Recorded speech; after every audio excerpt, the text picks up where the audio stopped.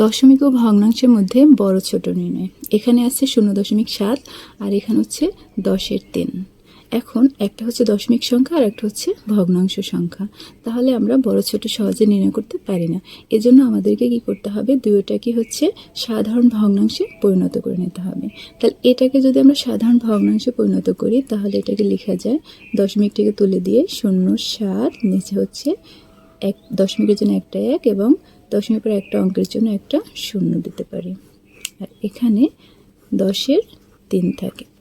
এরপর এখন এখানে এই ভগ্নাংশ এবং এই ভগ্নাংশের মধ্যে আমাদের একই হর পেয়েছি।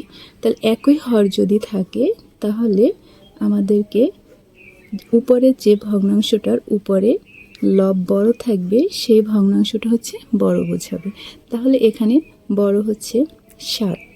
তাহলে আমরা বলতে পারি এই অংশটা হচ্ছে বড়, এই অংশটা ছোট। তাহলে এখানেও 0.7 এবং 10^3 মধ্যে বড় হচ্ছে 0.7।